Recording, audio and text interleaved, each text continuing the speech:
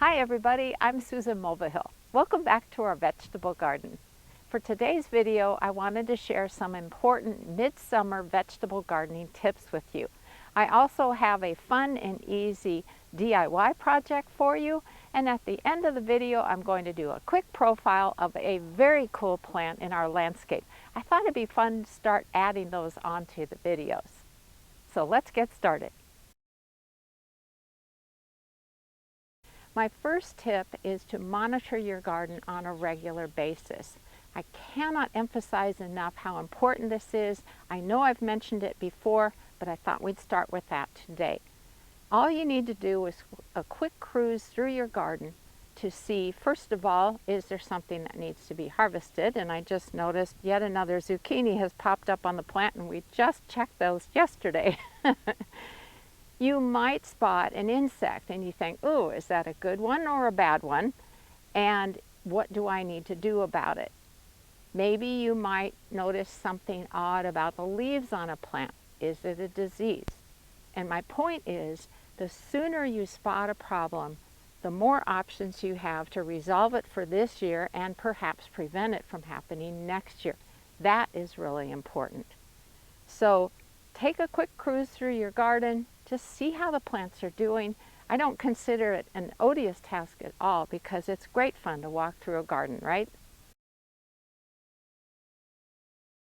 It has been really hot and dry here in Spokane, Washington, and I'll bet it's probably been quite dry where you live too. And it's so important to frequently check how much moisture is in the soil so that you know your plants are doing okay, and to increase the amount of time they get watered if you haven't already done so. If you look at your plants, maybe you might see that they're wilting. That can be a sign of not enough moisture. And a lot of times when plants are stressed, they will bolt to seed, which means they sort of stop what they're doing and they're thinking, okay, I need to continue my species, so I'm going to stop growing, produce seeds, and die. You don't want that to happen. You want them to keep producing for the whole season, right? So to test your soil moisture, all you have to do is poke your finger into the soil up to the second knuckle and just see what it feels like. If it's bone dry, that's definitely not good. If it is sopping wet, that is really bad. Believe it or not, that will kill plants faster than you can say, oh shoot. Because their roots do not like to be in standing water. So your goal is lightly moist, and I want to show you what I do for almost all of the vegetable crops so that I can help the soil retain its moisture. This is one of my tomato beds where I'm growing a paste tomato, and that's the kind that is elongated, and it is great for making sauce and salsa.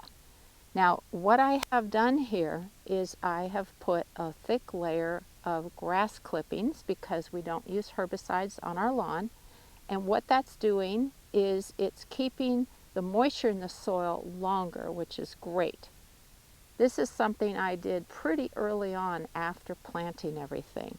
Now, while we're talking about tomatoes, if you see dark, sort of leathery areas on the bottoms of your tomatoes, that is blossom end rot, and it is caused by a lack of consistent watering. So watering is so important, especially when it's hot and dry.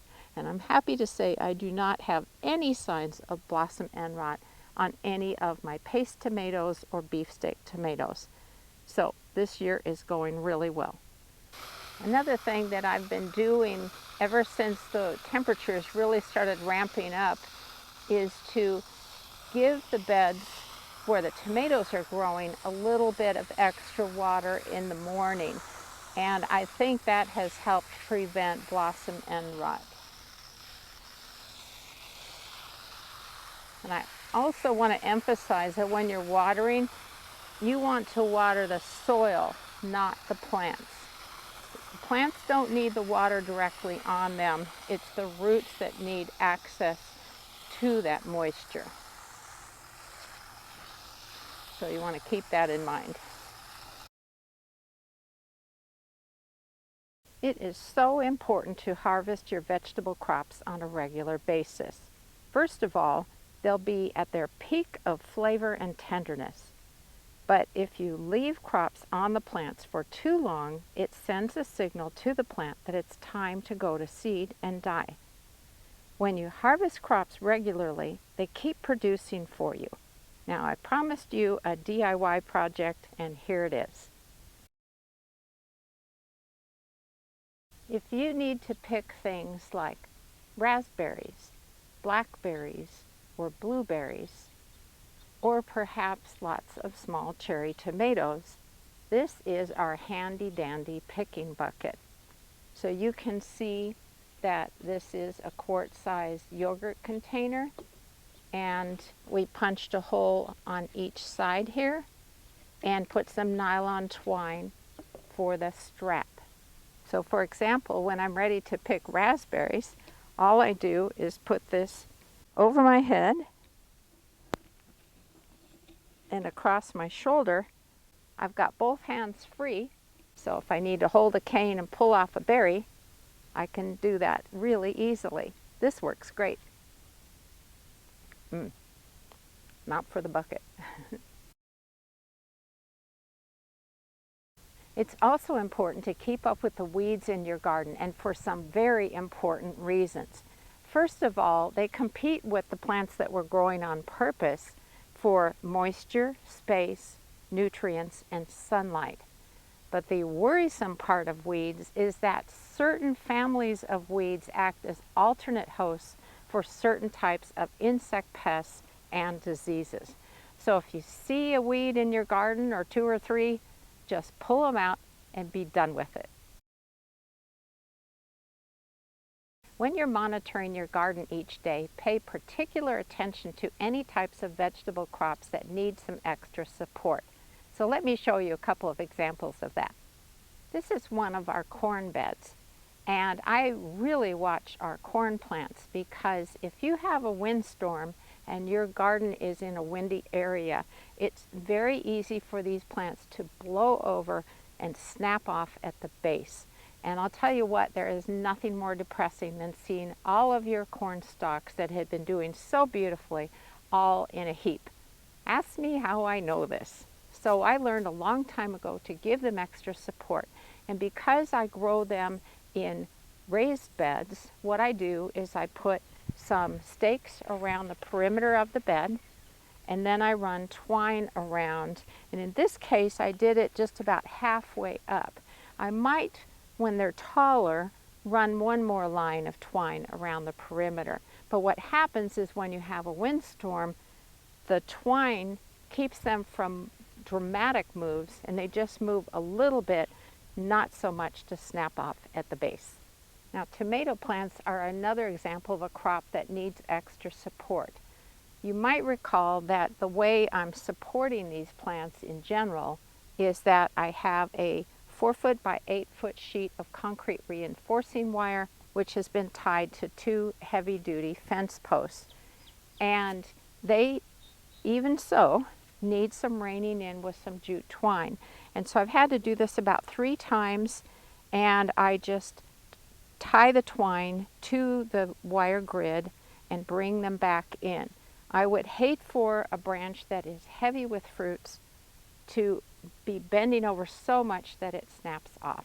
So this is something you want to check on your tomato plants on a regular basis to make sure that they are being supported well. This is that Chef's Choice orange slicing tomato that I love so much.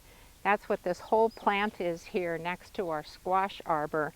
And you can maybe see that I have twine at this level, and again here and there supporting these tall branches or stems. And it's to protect the lovely fruits that are all over this plant.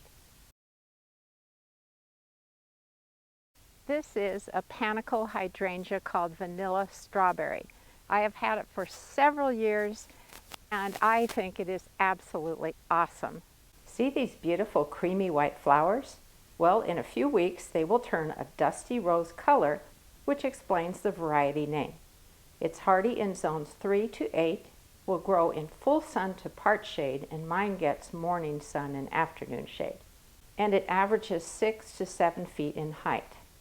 The nice thing about this particular hydrangea is that it blooms on new wood, so you don't have to worry about accidentally cutting off buds that would have flowered for you. There are certain types of hydrangeas that bloom on old wood, so that can be a problem.